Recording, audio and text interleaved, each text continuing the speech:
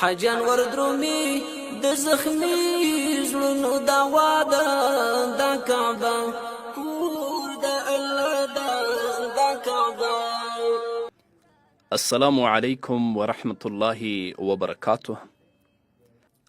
حکمت الله وفا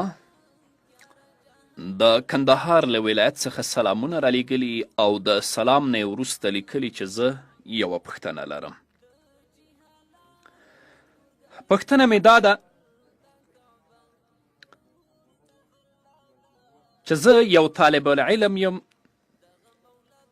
د قندهار په بازار کې په مدرسه کې درس وایم. په رخصتي کې تللی ومه خپل وطن ته چې هغه د قندهار یوه ولسوالي ده، یعنې شاولی کوټ. کله چې هلته ولاړم، دوه ملایان دي، ټول خلک یې په تشویش کړي دي. یو ملا وایي چې د ښځې مهر د هغې خپل حق دی، د هغې د اجازې نه بغیر پلار پکې تصرف نشي کولی، او دلیل یې د سورة نساء 4 آیت دی. او هغه بل ملا وایي چې د ښځې په مهر کې بلا اجازته پلار تصرف کولی شي، او دلیل یې د نبی کریم صلی الله علیه وسلم دا حدیث دی چې انت و مالک لابیک. اوس دا راته ووایه چې د کم یو خبره حق ده چې خلک د تشویش څخه ووځي.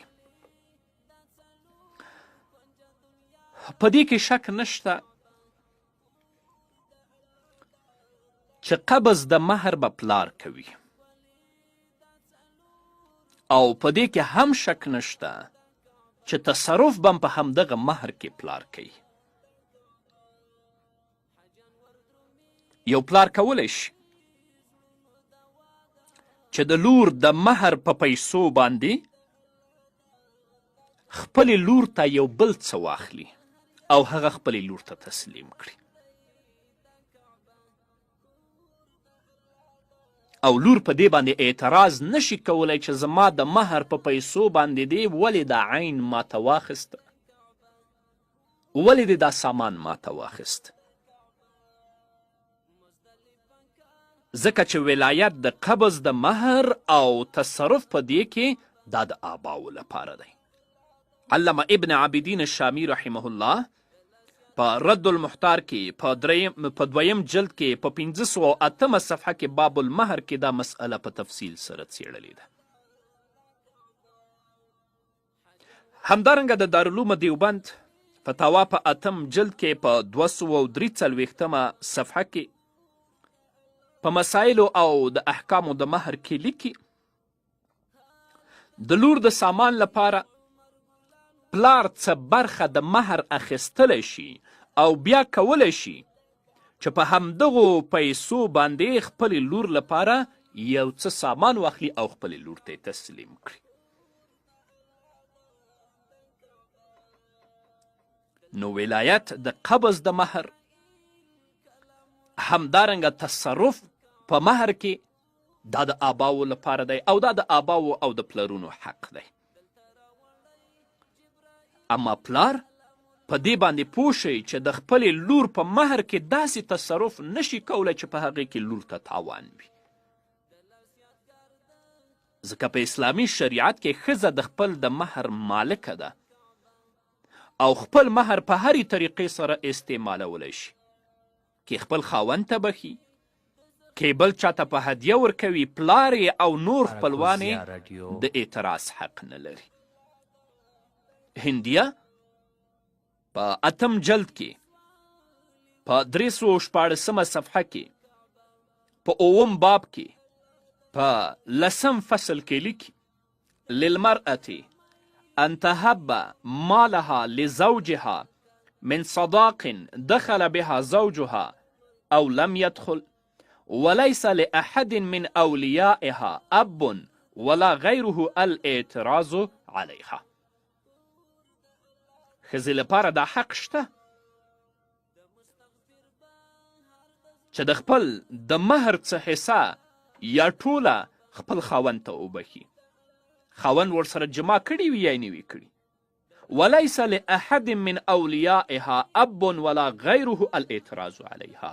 کله چې ښځه دا کار کوي بل چا لپاره دا حق نشته چې په دې باندې اعتراض وکړي، که هغه یې پلار وي او که د پلار نه بغیر بل څوک وي. همدارنګه علامه حسکفي رحمه الله په در مختار کې په 3 جلد کې 114 صفحه کې لیکي یو پلار نشي کولی چې هغه د خپلې لور مهر کم کړي بغیر د رضا او بغیر د اجازت د هغه نه. نو شک نشته چې ولایت د قبض د مهر، همدارنګه ولایت د تصرف دا د آباو او د پلرونو لپاره دی. اما داسې تصرف پلار لپاره چې په هغې کې تاوان د لور وي، داسې تصرف پلار نشي کولی، ځکه هغه په خپله مالکه ده که هر چاته وربخي څوک پې اعتراض نشي کولی. او پلار بغیر د اجازې او بغیر د رضا د دې نه د دې مهر کمولی هم نشي. سمسور دی پراتلو سو ټول جهان رسول الله، د حسن دی هر وخت تورې باران رسول الله، باران رسول الله. سمسور دی پراتلو سو ټول جهان رسول الله، د حسن دی هر وخت تورې باران رسول الله، باران رسول الله. د وخت دی د هجر په دردونو مبتلا یم، د وخت دی د هجر په دردونو مبتلا یم، دردونو مبتلا یم.